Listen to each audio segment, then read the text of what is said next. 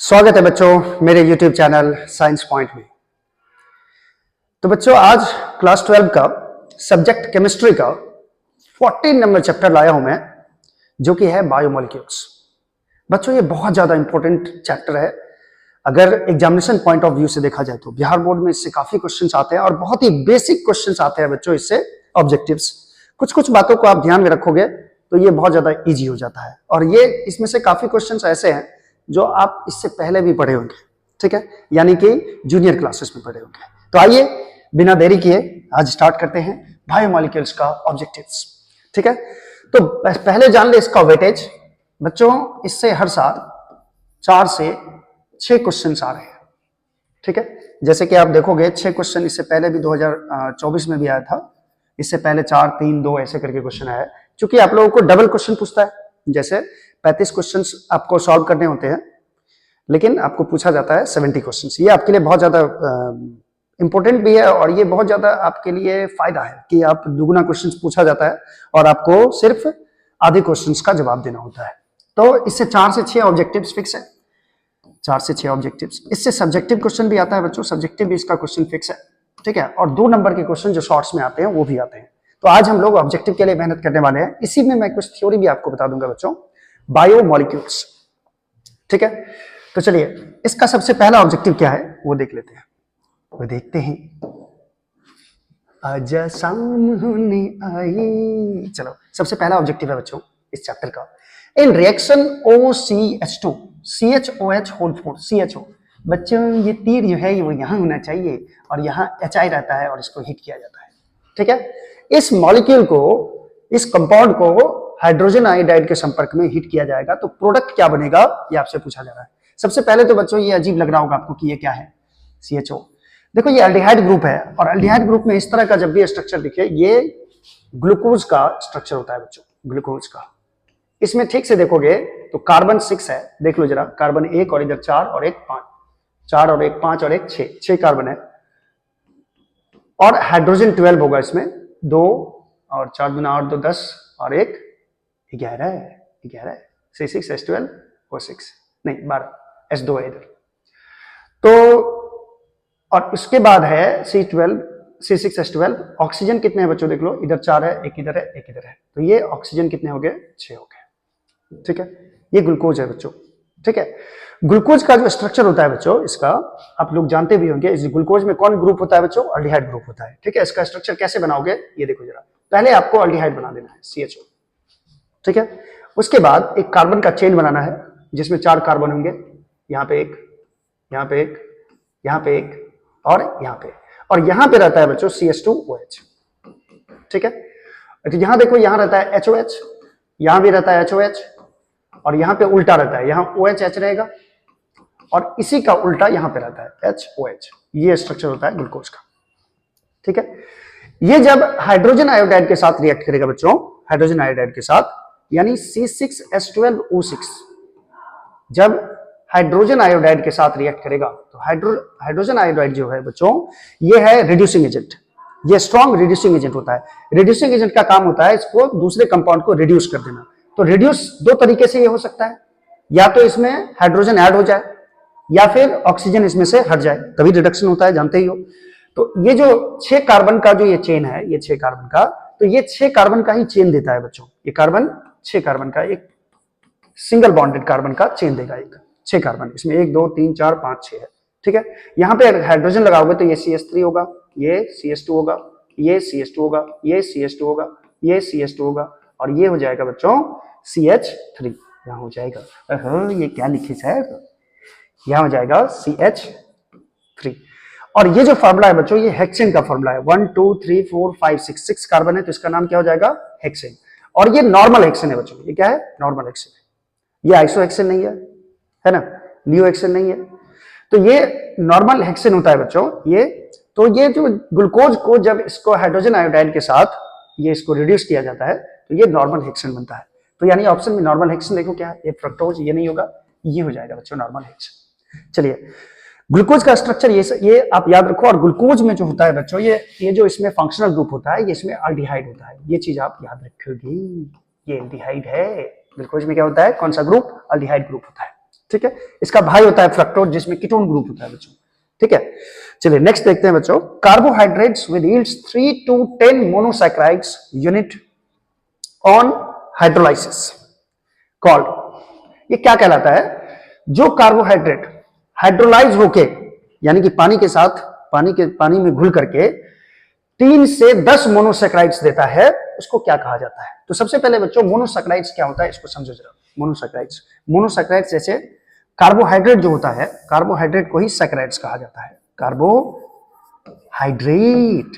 Carbohydrate को ही बोलते हैं बच्चों सैकेराइड्स, ठीक है, सैकेराइड्स, ठीक है। इसी को सैकेराइड्स कहा जाता है बच्चों, ठीक है। अब ये सैकेराइड्स जो होता है, यदि ग्लूकोज जो होता है बच्चों, मोनोसैकेराइड्स किसको बोलते हैं ये समझना जरा। मोनोसैकेराइड, मोनो माने एक होता है, एक, मोनोसैकेराइड्स होता है बच्चों। जैसे आप ग्लूकोज ले लो, ग्लूकोज का फॉर्मूला होता है बच्चों ग्लूकोज, सब जानते हैं, सब जानती है पब्लिक, सब जानती है C6H12O6 होता है। और फ्रक्टोज का भी बच्चों फॉर्मूला यही होता है, ग्लूकोज, फ्रक्टोज, रेमनोज, ये सब जो होता है बच्चों ये मोनोसैकेराइड्स होता है। मोनोसैकेराइड्स का मतलब होता है कि अगर इसको पानी में दिया जाए, पानी में घुलने के लिए दिया जाए, तो ये C6H12O6 ही रहेगा। ये यानी कहने का मतलब कि ये इसमें चूंकि एक ही C6H12O6 का मॉलिक्यूल रहता है, तो एक एक मॉलिक्यूल अलग अलग रहेगा, ठीक है। ये टूट करके ये और सैकेराइड्स बना के आपको नहीं देगा, इसको बोलते हैं मोनोसैकेराइड्स, ठीक है। लेकिन पॉलीसैकेराइड्स जो होते हैं बच्चों, पॉलीसैकेराइड्स, मैं इसको मिटा देता हूं, आप स्क्रीनशॉट भी लेते रहना ताकि आपको समझ में आए। जैसे डाइसैकेराइड्स जो होता है बच्चों, डाइसैकेराइड्स किसको बोलते हैं? अगर इसको हाइड्रोलाइज कराओगे तो ये 2 मोनोसैकेराइड्स देगा, टूट करके क्या देगा? 2 मोनोसैकेराइड्स देगा। जैसे मैं आपको एग्जांपल बता देता हूं, 2 मोनोसैकेराइड्स का मतलब क्या। एक्चुअली में ग्लूकोज और फ्रक्टोज जो होता है वो मोनोसैकेराइड्स होता है, वो टूट करके और सैकेराइड्स नहीं देगा आपको, ठीक है। सैकेराइड्स का मतलब कार्बोहाइड्रेट ही होता है बच्चों, कार्बोहाइड्रेट को ही सैकेराइड कहा जाता है। सैकेराइड मतलब स्वीट होता है, ठीक है। तो देखो 2 मोनोसैकेराइड देगा, उसको बोलेंगे ये डाइसैकेराइड्स है। जैसे आप जानते हैं कि चीनी का फॉर्मूला होता है बच्चों C12H22O12, ठीक है। इसको यदि डिजोल्व करोगे H2O में, ठीक है, पानी डालोगे इसमें, तो ये 2 चीज में टूट जाता है बच्चों, C6H12O6 में और C6H12O6 में। यानी ये ग्लूकोज का फॉर्मूला है जिसमें एल्डिहाइड ग्रुप होता है, और ये फ्रक्टोज का फॉर्मूला होता है बच्चों, ये फ्रक्टोज का फॉर्मूला होता है। फ्रक्टोज और ग्लूकोज फॉर्मूला तो सेम लग रहा है सर। देखो इसमें एल्डिहाइड ग्रुप होता है, इसमें कीटोन ग्रुप होता है बच्चों। फ्रक्टोज का दोनों का फॉर्मूला सेम है, मॉलिक्यूलर फॉर्मूला सेम है, लेकिन इसका जो स्ट्रक्चरल फॉर्मूला होता है, दोनों में जो फंक्शनल ग्रुप होते हैं वो अलग अलग होते हैं। तो ये चीनी जो है शुगर, ये शुगर क्या है? शुगर टूट करके हाइड्रोलाइज होकर के 2 अलग अलग मोनोसैकेराइड्स दिया, तो जो 2 मोनोसैकेराइड्स देता है उसको डाइसैकेराइड्स कहा जाता है, ठीक है। अगर जो 3 देगा, टूट के 3 सैकेराइड्स देगा, मोनोसैकेराइड्स देगा, उसको बोलते हैं ट्राइसैकेराइड्स, ठीक है। उसी तरह जो 4 देगा उसको टेट्रा, 5 देगा उसको पेंटा, 6 देगा उसको हेक्सा। तो एक्चुअली में जो 2 से लेकर जो 9 तक, या फिर 3 से लेकर, ऐसा बोल सकते हो, 3 से लेकर 10 तक जो सैकेराइड्स देगा, मोनोसैकेराइड्स देगा टूट करके, जैसे चीनी कितना दिया? 2 सैकेराइड्स मोनोसैकेराइड्स तोड़ के दिया, ठीक है। ऐसा कोई कंपाउंड जो 3 से 10 मोनोसैकेराइड्स में टूट जाए, यदि इसको हाइड्रोलाइज करवाया जाए, यानी उसमें पानी डाला जाए, तो 3 से 10 मोनोसैकेराइड्स में टूट जाएगा, उसको बोलते हैं बच्चों ओलिगोसैकेराइड्स, ठीक है। इसको बोलते हैं ओलिगोसैकेराइड्स। जो कितना 3 से लेकर 10 मोनोसैकेराइड्स में जो टूट जाए उसको बोलते हैं ओलिगोसैकेराइड्स। और जो 10 से ज्यादा दे, जो 10 से ज्यादा, जैसे स्टार्च होता है, स्टार्च का नाम सुने होंगे आप, ठीक है। स्टार्च जो होता है बच्चों, इसका फॉर्मूला होता है C6H12O5 यानी ये इसका चेन होता है। C6H12O5 C6H12O5 एक दूसरे के चेन के साथ जुड़े हुए रहते हैं, ठीक है। इसमें बहुत सारा मॉलिक्यूल होता है इसका, जो एक साथ पकड़े हुए रहता है। अगर इसको हाइड्रोलाइज करवाओगे, पानी में घुलाओगे, तो इसमें n नंबर ऑफ मोनोसैकेराइड्स आएंगे, जो कि 10 से ज्यादा होंगे, ठीक है। इसीलिए इसको कहा जाता है पॉलीसैकेराइड्स। पॉलीसैकेराइड किसको बोलेंगे? जो टूट करके पानी में टूट करके 10 से ज्यादा मोनोसैकेराइड्स देगा उसको कहा जाता है पॉलीसैकेराइड्स। अब बात समझ में आई? तो चलिए, मोनोसैकेराइड्स जो टूट करके कोई सैकेराइड्स नहीं बनाएगा उसको मोनोसैकेराइड बोलते हैं। डाइसैकेराइड किसको बोलते हैं? जो टूट करके दो मोनोसैकेराइड थे जिसको हाइड्रोलाइज कराए, पानी डाले उसमें तो दो सैकेराइड्स में टूट जाए, दोनों मोनोसैकेराइड्स में टूट जाए। ठीक है, 2 और 10 के बीच, यहां क्या बोल रहा है 3 और 10 के बीच, 3 और 10 के बीच में जो मोनोसैकेराइड्स देगा जिसको हाइड्रोलाइज करवाया जाएगा कार्बोहाइड्रेट को, यानी ऐसा कार्बोहाइड्रेट जिसको हाइड्रोलाइज कराने पे 3 से लेकर 10 मोनोसैकेराइड्स दे सकता है, उसको बोलते हैं बच्चों ओलिगोसैकेराइड्स। ये आपको याद रखना होगा, 3 से लेकर 10 तक जो नंबर है याद रखना होगा। जो कार्बोहाइड्रेट पानी में घुल करके 3 से 10 मोनोसैकेराइड्स देगा उसको ओलिगोसैकेराइड्स कहा जाता है। इसलिए इसका ऑप्शन नंबर हो जाएगा बच्चों सी के बराबर। क्लियर है? क्लियर मैंने समझाने की कोशिश की है, अगर आप कुछ भी पढ़े होंगे तो जरूर समझ में आया होगा।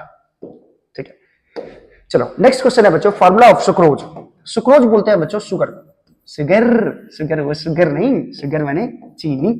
चीनी का फार्मूला बचपन में याद किए होंगे, C12H22O11, ये फार्मूला होता है बच्चों सुक्रोज का। ये फार्मूला तो आप याद ही रखो।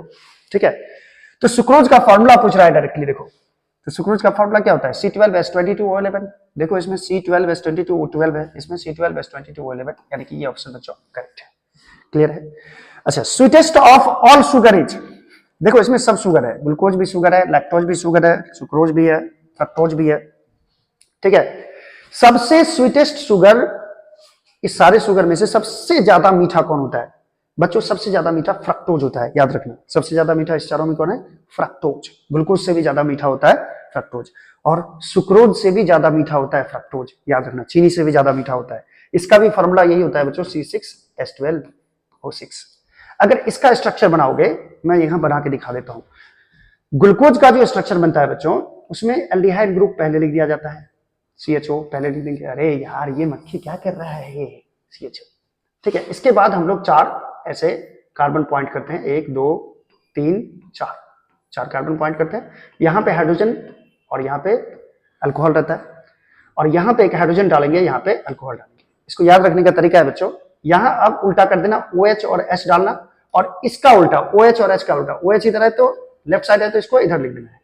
ठीक है, और H इस साइड है तो इसको HS को इस साइड रख देना, और लास्ट वाले कार्बन पे फिर से अल्कोहल ग्रुप रहता है CH2H। ये जो स्ट्रक्चर है बच्चों, ये ग्लूकोज का स्ट्रक्चर है। ये किसका है? ग्लूकोज का। और भी स्ट्रक्चर होता है इसका, साइक्लिक भी होता है। अब उतना डिटेल में जाएंगे तो फिर ऑब्जेक्टिव सॉल्व नहीं कर पाओगे, जब ज्यादा लंबा टाइम हो जाएगा, चैप्टर हो जाएगा तब। अच्छा, फ्रक्टोज का भी फॉर्मूला यही है बच्चों, फ्रक्टोज का, लेकिन जो स्ट्रक्चर होता है बच्चों, ऊपर में रहता है CH2H। ठीक है, इसमें दूसरे नंबर पे होता है ketone, C double bond O।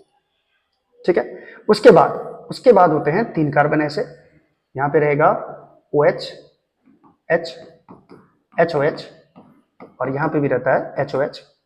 ये क्या हुआ? अरे कहां ले जा रहा है भाई, ये कीड़ा उठा के ले जा रहा है, बताओ। अपने आप चल रहा है, मुझे डर लग गया है। मेरा कंसंट्रेशन बिगाड़ रहा है ये। और यहां दे देंगे बच्चों CH2OH। ये होता है जिसमें कीटोन ग्रुप होता है बच्चों, उसको बोलते हैं फ्रक्टोज। फ्रक्टोज का ये स्ट्रक्चर होता है। ठीक है, ये ग्लूकोज का स्ट्रक्चर है। ग्लूकोज में अल्डिहाइड ग्रुप होता है, और याद रखिएगा आप कीटोन ग्रुप, इसीलिए इसको कीटोस भी कहा जाता है। इसको क्या कहा जाता है? कीटोस। इसको अल्डोस कहा जाता है, एल्डोस। कीटोस पूछेगा आपसे तो आपको फ्रक्टोज का जवाब देना है, क्योंकि इसमें कीटोज मतलब कीटोन ग्रुप जिसमें रहता है, ये कीटोन ग्रुप, और ये अल्डिहाइड ग्रुप को अल्डोस कहा जाता है बच्चों। ठीक है, ये फ्रक्टोज का स्ट्रक्चर है, और फ्रक्टोज शुगर से भी ज्यादा मीठा होता है बच्चों। ठीक है, ये याद रखना है आपको। चलिए 4 नंबर क्वेश्चन सॉल्व कर लिए हम लोग, सॉल्व कर लिए। अरे पिया हाय रे पिया। 5वां number question, which of the following enzymes is used in the hydrolysis of starch? Starch के हाइड्रोलाइसिस में कौन सा एंजाइम यूज किया जाता है बच्चों? एंजाइम एक्चुअली में बच्चों प्रोटीन ही होता है। ठीक है, जो उत्प्रेरक का काम करता है हमारे बॉडी में, जो प्रोसेस होता है बायोलॉजिकल प्रोसेस, उसमें वो उत्प्रेरक का काम करता है। कौन? कैटलिस्ट का काम करता है, एंजाइम काम करता है। एंजाइम एक तरह का प्रोटीन होता है, और एंजाइम के नाम में एक चीज याद रखना, एंजाइम्स जितने भी होते हैं उसके लास्ट में ASE लगा रहता है। जैसे देखो ये सारे एंजाइम है, अल्टेस, ठीक है, और इसका नाम जाइनेज, ASE लास्ट में है। देखो इसमें भी ASE है, इन्वर्टेज ASE, इसमें डाइस्टेज, इसमें भी ASE होता है। ठीक है, लेकिन जब स्टार्च को हाइड्रोलाइज करवाया जाता है, देखो स्टार्च जो होता है बच्चों C6H12O5, N होता है। इसमें जब NH2 जोड़ोगे, NH2 स्टार्च क्या होता है? पॉलीसैकेराइड्स। स्टार्च क्या है? सेल्यूलोज, स्टार्च, ये सब क्या है? पॉलीसैकेराइड्स। ठीक है, इसको हाइड्रोलाइज करवाओगे तो हाइड्रोलाइसिस करके ये क्या देता है बच्चों? ये देता है C6H12O6, ये मोनोसैकेराइड्स देता है। ठीक है, इसका N मॉलिक्यूल मिलता है बच्चों, 10 से ज्यादा मॉलिक्यूल मिलता है, इसलिए इसको बोलते हैं पॉलीसैकेराइड्स। इसको नहीं ग्लूकोज को बोलते हैं मोनोसैकेराइड्स, इसको कहा जाता है बच्चों पॉलीसैकेराइड्स, पॉलीसैकेराइड्स।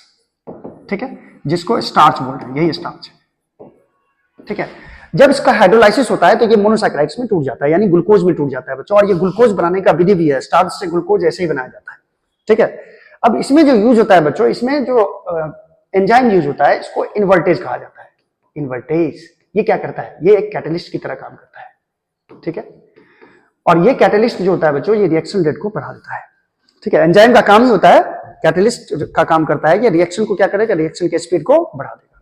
यानी इसमें ऑप्शन नंबर हो जाएगा बच्चों सी, जो कि स्टार्च के हाइड्रोलाइसिस करवाने में जो हेल्प करता है, जो एंजाइम यूज होता है, उसको बोलते हैं हम लोग इन्वर्टेज। एंजाइम भी एक तरह का क्या है? कैटलिस्ट। अच्छा, cane sugar on hydrolysis gives which of the following?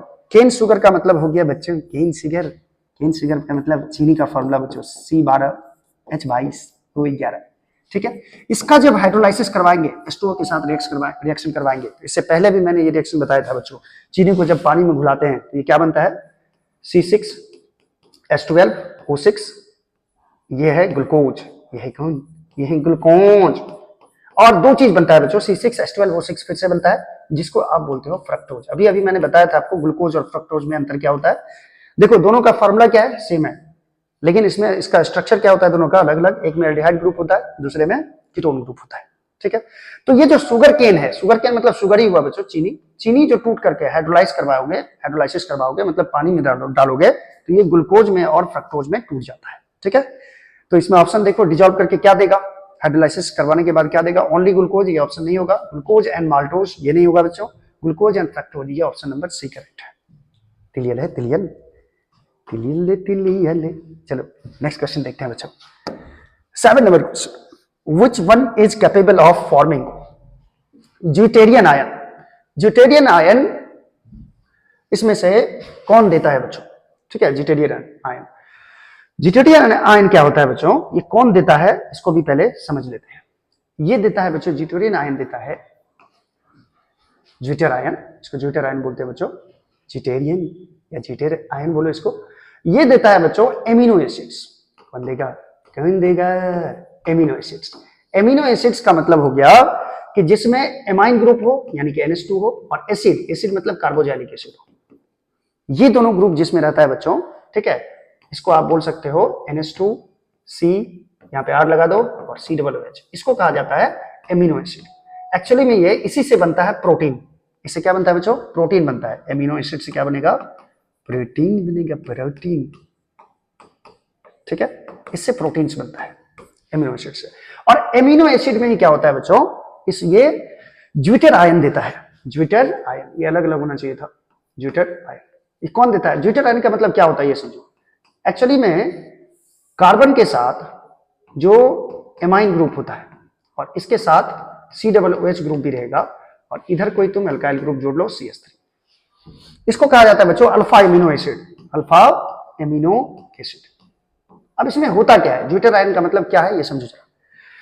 यदि मैं यहाँ पे CH3, यहाँ ठीक है, CH2, हाँ ठीक है, देखो जरा, इसमें एक और हाइड्रोजन होगा बच्चों, NH2, 3 ही बॉन्ड हुआ इसका ना, हाँ, एक हाइड्रोजन जोड़ दो, ये अल्फा एमिनो एसिड कहलाता है। अल्फा एमिनो एसिड का मतलब होता है कि जिस कार्बन से डायरेक्ट एसिड अटैच है, कार्बोजाइलिक एसिड, उसी कार्बन से यदि एमाइन ग्रुप अटैच है तो इसको बोलेंगे अल्फा। ठीक है, अगर एमाइन ग्रुप इस कार्बन पे रहता, यानी जिस कार्बन से कार्बोजाइलिक एसिड अटैच है उसके बगल वाले कार्बन से रहता, तो इसको बोलते हैं बीटा एमिनो एसिड। उसी तरह गामा एमिनो एसिड होता है, कार्बन शिफ्ट करता जाएगा। ठीक है, ज्यूटर आयन ये कैसे देता है? ज्यूटर आयन कैसे देगा? तो देखो जरा, COOH को हम ऐसे लिख सकते हैं, COOH को, इसका स्ट्रक्चर समझना जरा, इसको कैसे बोलते हैं COOH को। और यहां पे हम लिखने जा रहे हैं NH2, ये क्या करता है बच्चों, इसके अंदर क्या होता रहता है ये समझो जरा। इधर तो CH3 था, इधर ऐसे ही लिख दो। इसके अंदर ये एमिनो एसिड के अंदर क्या होता रहता है कि यहां से ऑक्सीजन क्या करता है, इस हाइड्रोजन से इलेक्ट्रॉन ले लेता है, यानी इस पे माइनस चार्ज हो जाता है, इस पे प्लस चार्ज, इसको छोड़ देता है। अब ये बेचारा H+ आयन घूम रहा है, ये नाइट्रोजन क्या करता है, इसको जगह दे देता है, आजा आजा यहाँ आजा, और यहाँ पे कौन सा चार्ज हो जाएगा, प्लस। तो होता क्या है बच्चों, यहां से H उठ के यहाँ आ गया, यहाँ क्या बचा, CO-, ठीक है, और यहाँ पे बचा प्लस। इसी आयन को बोलते हैं ज्यूटर आयन, ठीक है। हालांकि ये पूरे मॉलिक्यूल पे अगर चार्ज देखोगे तो नेट चार्ज इस पे 0 है, क्योंकि जितना प्लस है उतना क्या है, माइनस भी है। इसी को ज्यूटर आयन कहा जाता है। और ज्यूटर आयन कौन देता है, एमिनो एसिड। एमिनो एसिड मतलब क्या, जिसमें NH2 हो और COOH दोनों हो, जिस फॉर्मूला में, वो एमिनो एसिड होगा, ठीक है। तो इसमें खोजिए जरा NH2 और COOH दोनों जो है ये फंक्शनल ग्रुप किसमें है। तो देखो इसमें CH3NO2 है, ये नहीं होगा, CH3COOH, इसमें सिर्फ COOH है, NH2 नहीं दिखाई दे रहा। इसमें देखो CH3CH2 NH2 ही है, इसमें देखो NH2 और COOH दोनों है, यानी ये ज्यूटर आयन शो करेगा। ज्यूटर आयन कौन शो करता है, एमिनो एसिड याद रखो, ठीक है। अच्छा, CONH2 group is known as, आप जानते भी हो CONH2 क्या होता है, C double bond NH2, carbonyl group के साथ कौन जुटा है, NH2 जुटा है, इसको बोलते हैं बच्चों एसिड अमाइड, याद करो एसिड अमाइड, या इसी को बोलते हैं बच्चों एमिडो ग्रुप। क्या बोलते हैं, एमिडो ग्रुप। तो देखो एमिडो ग्रुप कहां ऑप्शन में है, यही आपसे पूछ रहा है, इस ग्रुप को क्या कहा जाता है।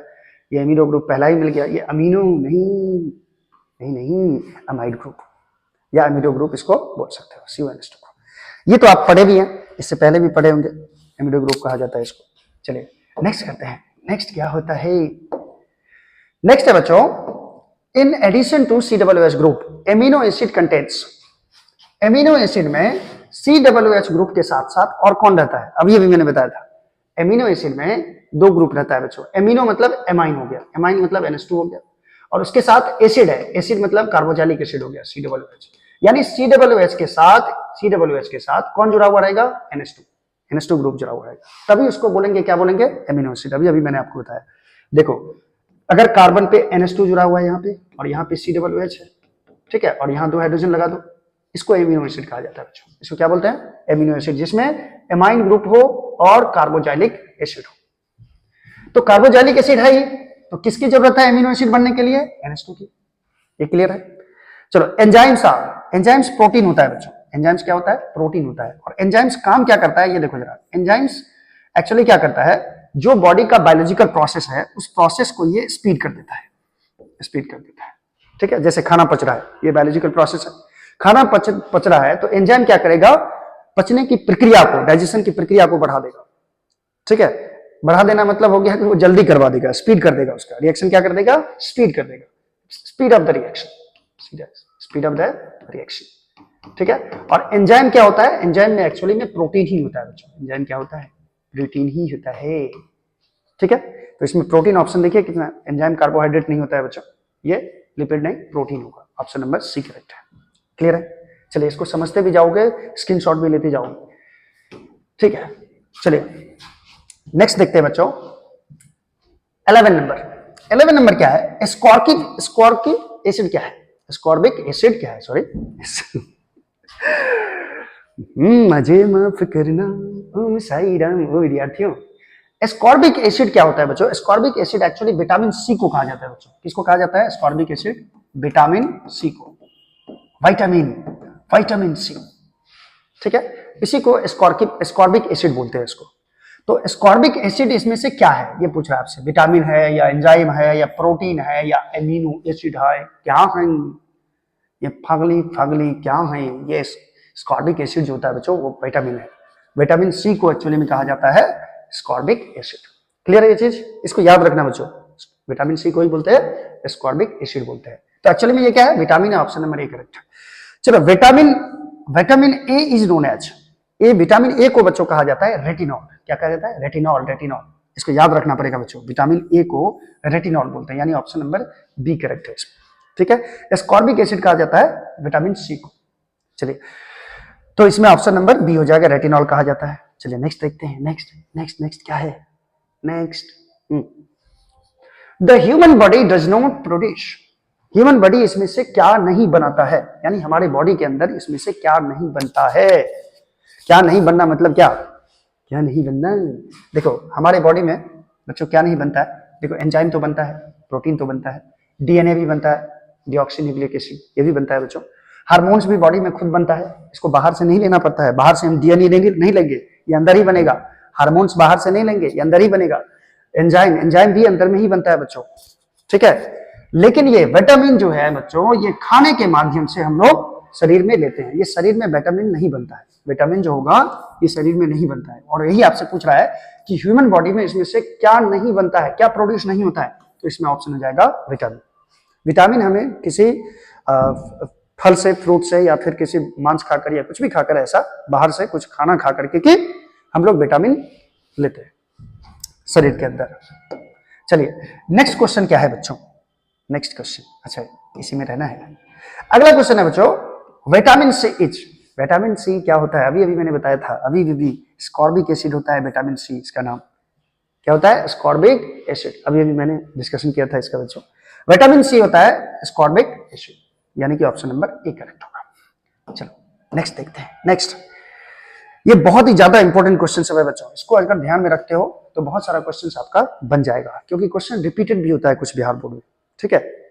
तो आप एक काम कर सकते हो, यदि आपको बहुत अच्छे तरीके से ढंग से तैयारी करना है तो एक काम आप कर सकते हो बच्चों, एक एक साल का क्वेश्चन छोड़ करके पढ़ो, ज्यादा इंपॉर्टेंट होता है वो। जैसे 2025 में आप पेपर देने वाले हो, तो 2025 में पेपर देने वाले हो तो 24 का छोड़ दो, 23 का पढ़ो, फिर 22 का छोड़ दो, 21 का पढ़ो, फिर 20 का छोड़ दो, 19 का पढ़ो, 19, 21, 23 ये सब इंपॉर्टेंट ज्यादा होगा।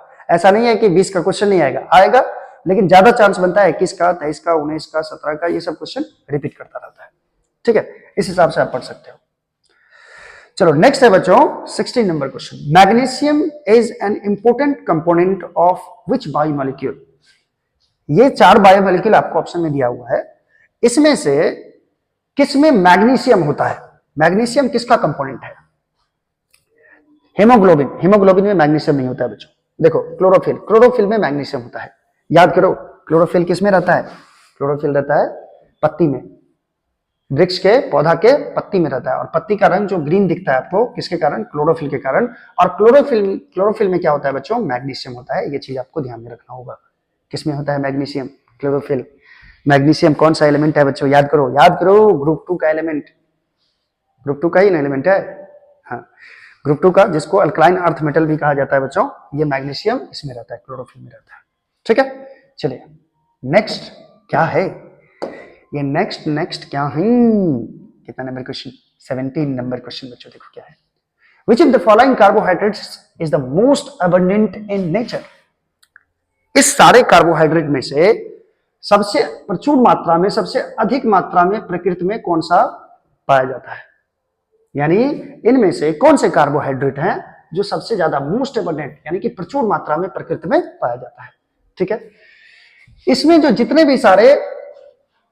भी सारे कार्बोहाइड्रेट्स है बच्चों, इसमें सेल्यूलोज जो होता है, सेल्यूलोज बहुत चीज में पाया जाता है बच्चों। पौधा में भी पाया जाता है, ये रेशम में भी पाया जाता है, सिल्क में, ठीक है। कुछ फल में भी पाया जाता है सेल्यूलोज, ठीक है। सेल्यूलोज बहुत जगह पाया जाता है। तो सेल्यूलोज जो होता है ये सबसे ज्यादा प्रचुर मात्रा में पाए जाने वाला कार्बोहाइड्रेट्स है।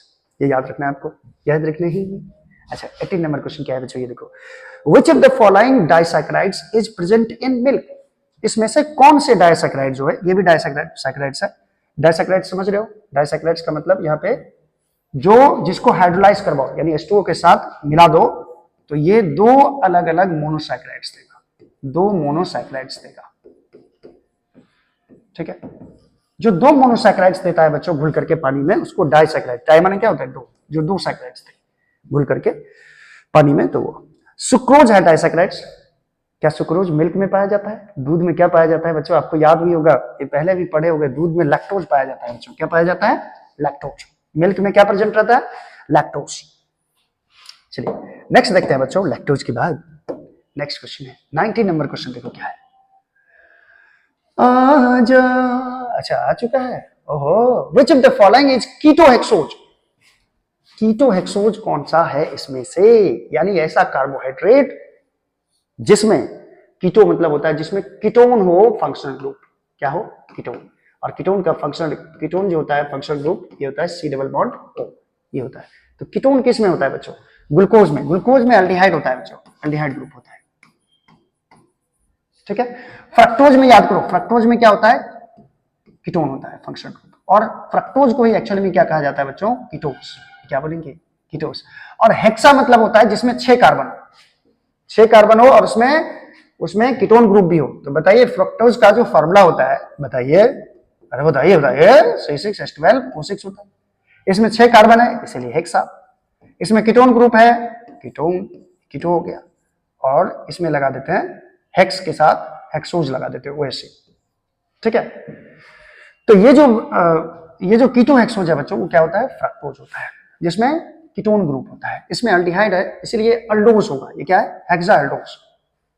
ठीक है, अल्डो हेक्सोज होगा, अल्डो हेक्सोज इसको बोलते हैं, अल्डो हेक्सोज।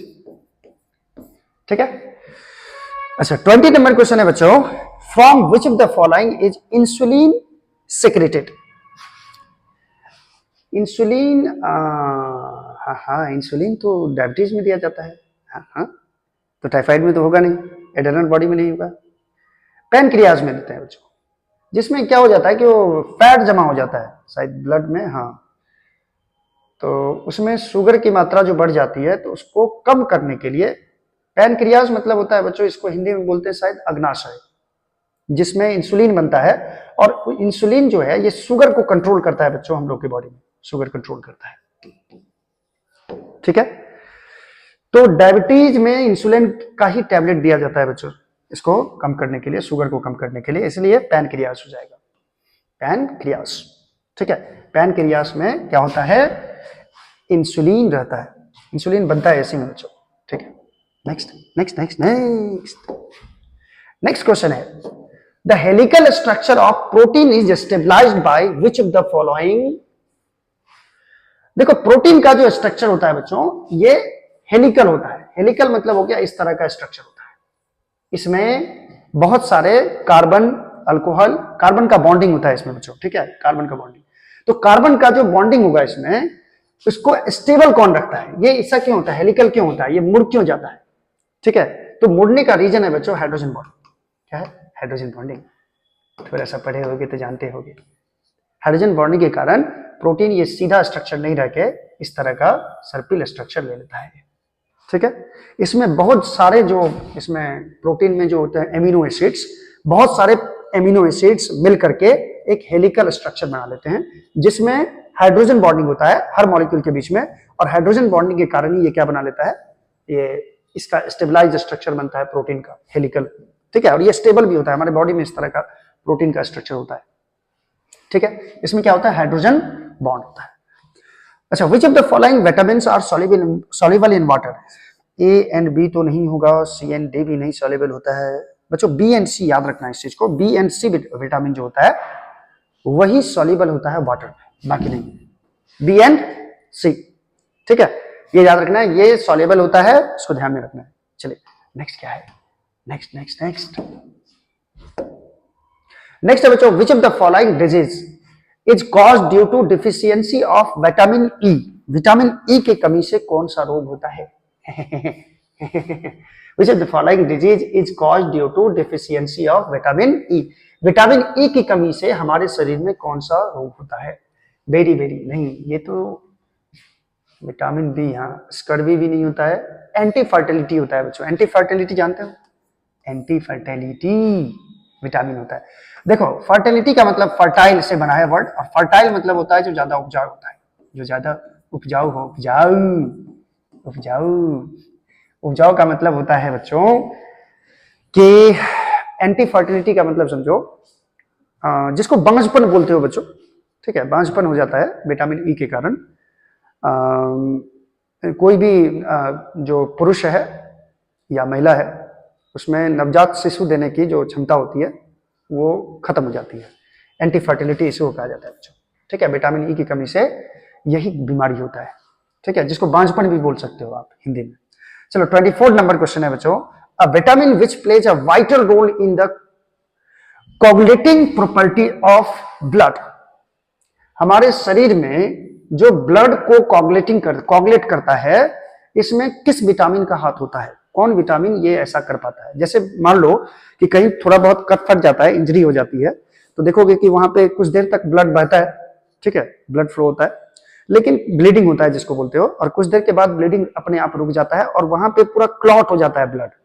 देखे होगे कि ब्लड ब्लड जो होता है क्लॉट, उसको कोगुलेशन बोलते हैं बच्चों। उसको क्या बोलते हैं? कोगुलेशन, ठीक है। अपने आप खून का बहना बंद हो जाएगा। अगर कम कम कटा है, तो ज्यादा कटा रहता है तो खून ब्लीडिंग बहुत ज्यादा होता है, लेकिन अगर कम कहीं कहीं कट गया, कट फट गया, उसमें देखोगे कि ब्लड जो ब्लीडिंग होने लगता है, तो ब्लीडिंग होने लगता है तो वो अपने आप भी रुक जाता है, ठीक है, क्योंकि वहां पे ब्लड जो होता है वो एक जेल की तरह बन जाता है, पूरा लिक्विड होता है ब्लड, लेकिन ब्लड अपने आप को वहां पे क्या कर लेता है, एक जेल टाइप का बना लेता है। माने जेल मतलब कैसा हो गया, चिपचिपा लिक्विड टाइप का, वो पूरा चिपक जाता है उससे। और ये होता है विटामिन के कारण। क्या होता है? विटामिन के कारण। वो विटामिन के ही होता है जो ब्लड को जेल में कन्वर्ट कर देता है, पूरा लिक्विड को, ताकि आपके शरीर से ज्यादा खून नहीं बह सके, ठीक है। तो ब्लड कोगुलेटिंग प्रॉपर्टी किसके कारण होता है? कौन विटामिन के कारण? विटामिन के कारण होता है। और इसी के कारण ब्लड जो है बच्चों, ये ब्लड क्लॉट होता है, जिसके कारण ब्लड बहना बंद हो जाता है, ठीक है। खून का रिश्ता है, खून का, चलो खून का रिश्ता है। अच्छा 25 नंबर देखो बच्चों, which of the following is a property of enzymes. Enzymes इसमें से क्या करता है? याद करो बच्चों, एंजाइम्स क्या होता है? एंजाइम्स एक्चुअली में प्रोटीन ही होता है। बहुत सारे एमिनो एसिड्स का, ये एमिनो एसिड बहुत सारे मिल करके जब एक कंपाउंड बन जाते हैं तो इसको बोला जाता है एंजाइम्स बोला जाता है, ठीक है। ये होता है एक्चुअली में प्रोटीन्स। ये क्या होता है? प्रोटीन्स होता है। और एंजाइम का काम क्या है बच्चों? एंजाइम का क्या काम क्या है? जो भी बायोलॉजिकल प्रोसेस हमारे शरीर के अंदर हो रहे हैं, उसके लिए ये कैटलिस्ट का काम करता है। मैंने इससे पहले भी बताया। और कैटलिस्ट का काम होता है रिएक्शन का स्पीड बढ़ा देना, स्पीड ऑफ द रिएक्शन, ठीक है। तो चलिए अब ऑप्शन देखते हैं इसमें से कि इसमें से एंजाइम्स का कौन सा प्रॉपर्टी एंजाइम का है, ये बताना है। They are consumed during a reaction, नहीं, कैटलिस्ट है, ये कंज्यूम नहीं होगा, ठीक है, भाग नहीं लेगा रिएक्शन में। They are not specific to any substrate, किसी सबस्ट्रेट के लिए स्पेसिफिक नहीं होता है, नहीं, ये भी नहीं होगा। They speed up the rate of reaction, ये क्या होगा? रेट ऑफ रिएक्शन को बढ़ा देता है। और they are a type of carbohydrate, ये तो होगा ही नहीं, कार्बोहाइड्रेट थोड़ी है, ये तो प्रोटीन है। चलिए 26 नंबर क्वेश्चन देखो, the building blocks of proteins are. Protein किससे बना हुआ रहता है बच्चों? प्रोटीन याद करो, एमिनो एसिड, एमिनो एसिड याद करो। प्रोटीन किसको बोलेंगे? एमिनो एसिड को। एमिनो एसिड किसको बोलते हैं? जिसमें एमाइन ग्रुप हो, NH2 हो और कार्बोजाइलिक एसिड हो, इसी से बना रहता है प्रोटीन, ठीक है। तो एमिनो एसिड ढूंढो, ढूंढो ढूंढो, amino acid option number C correct लगता है बच्चों, ठीक है। ठीक है, ठीक, चलो आगे बढ़ते हैं, आगे बढ़ते हैं। यारा तेरी कहानी हो जिक्र मेरा,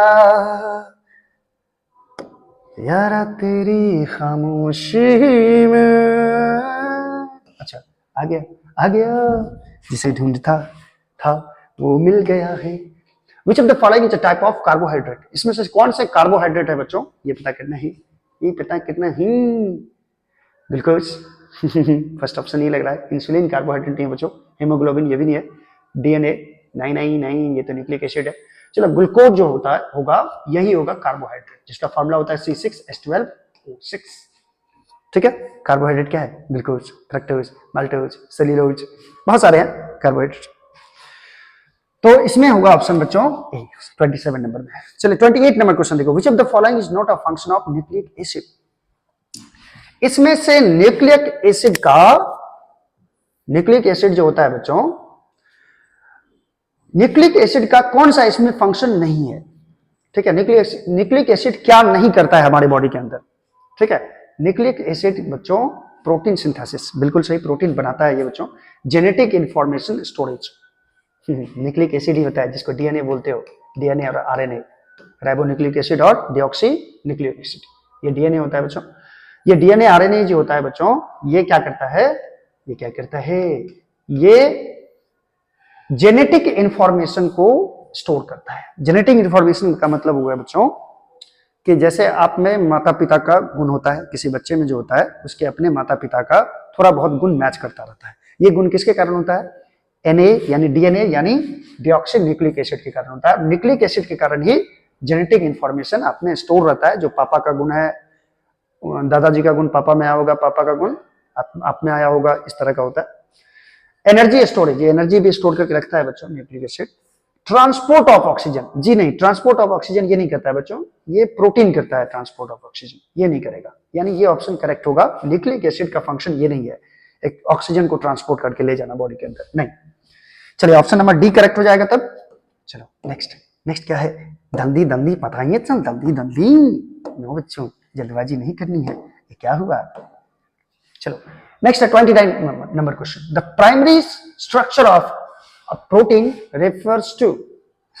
प्राइमरी स्ट्रक्चर जो होता है प्रोटीन का वो कैसा होता है, the folding pattern of the protein, नहीं फोल्डिंग नहीं होता है बच्चों, the sequence of amino acids in the polypeptide chain, पहली पेप्टाइड चेन, जी हाँ ये सही है बच्चों। ये जो एमिनो एसिड्स होता है ये पेप्टाइड बॉन्ड के साथ एक दूसरे के साथ सीक्वेंस में जब जुड़ जाता है, ठीक है, एमिनो एसिड्स, उसी को बोलते हैं स्ट्रक्चर ऑफ प्रोटीन्स। नहीं समझे, नहीं समझे, चलो मैं बताता हूं। एमिनो एसिड क्या होता है बच्चों, जिसमें क्या हो, NH2 ग्रुप हो। तो सपोज करो R इधर है, इधर है, इधर है COOH और यहां NH2H, ठीक है। और एक स्ट्रक्चर मैं इधर भी बना रहा हूं NH2C और यहां पे मैं दे रहा हूं COOH, ठीक है, और यहां है R, यहां पे H डाल दो एक, क्लियर है। अब देखो बच्चों ये भी है एमिनो एसिड और ये भी क्या है, एमिनो एसिड है, यहां भी H डाल दो, ये भी एमिनो एसिड है, ये भी एमिनो एसिड है, दो एमिनो एसिड है ना, एमिनो एसिड का दो मॉलिक्यूल है, दोनों मॉलिक्यूल के बीच में एक तरह का बॉन्ड बनता है। इसमें प्रोटीन में क्या होता है, प्राइमरी स्ट्रक्चर में बहुत सारे एमिनो एसिड एक दूसरे के साथ जुड़ जाते हैं, ठीक है, वही हो जाता है प्रोटीन, ठीक है। अब इसमें क्या होगा बच्चों, इसमें ध्यान से देखना जरा, ये एक एमिनो एसिड इस दूसरे के साथ एक बॉन्ड बनाता है जिसको पेप्टाइड बॉन्ड बोलते हैं। पेप्टाइड बॉन्ड क्या होता है ये समझना जरा, पेप्टाइड बॉन्ड, इसमें से क्या होता है कि इस दोनों के बीच में, इस कार्बन और इस नाइट्रोजन के बीच में बॉन्ड बनता है। कैसा बॉन्ड बनता है ये देखना जरा, इसमें से OH गायब हो जाता है। ये क्या ले लिया मैंने, कौन सा कलर ले लिया तैल, अच्छा इसमें OH गायब हो जाएगा इसमें से, हैं ये क्या हुआ, ये क्या हुआ रे, हे रे, चलो इसमें से OH गायब हो जाता है और इसमें से एक H निकल जाएगा। तो कैसा स्ट्रक्चर होगा ये जरा देखना ध्यान से, इधर से लिखते हैं R CH NH2, ठीक है, इसमें बचता है बच्चों CO और यहाँ पे ये NH2 इसके साथ जुड़ जाएगा और इसमें से अलग क्या हो गया, देखो OH और H मिलकर के क्या अलग हो गया, H2O इसमें से हट गया और बाकी जो स्ट्रक्चर रहेगा वो ऐसा ही रह जाएगा, CH यहाँ पे R और ये COOH। इसी तरह का स्ट्रक्चर लगातार, ये एमिनो एसिड एक रखे, फिर दूसरा, फिर तीसरा, फिर चौथा, ऐसे करके सब कंबाइन हो जाता है और ये प्राइमरी स्ट्रक्चर होता है किसका, प्रोटीन का। तो ये सीक्वेंस में क्या हुआ, एमिनो एसिड, यहां जो बॉन्ड बना बच्चों, ये बॉन्ड कार्बन नाइट्रोजन के बीच में, इसी बॉन्ड को बोलते हैं बच्चों पेप्टाइड बॉन्ड। क्या बोलते हैं, पेप्टाइड बॉन्ड। आपसे पूछेगा भी कि एमिनो एसिड जो है प्रोटीन में कौन से बॉन्ड के साथ जुड़े हुए रहते हैं, उसको बोलते हैं पेप्टाइड बॉन्ड बोलते हैं, ठीक है। ये पेप्टाइड बॉन्ड के साथ जुड़ा हुआ रहता है किसमें, एमिनो एसिड एक साथ पेप्टाइड बॉन्ड, पॉलीपेप्टाइड चेन रहता है, बहुत सारा पेप्टाइड बॉन्ड बनाए हुए रहता है प्रोटीन में, यानी कि ऑप्शन नंबर बी करेक्ट है बच्चों। अच्छा नेक्स्ट क्वेश्चन है बच्चों, which of the following molecules is a polymer of glucose.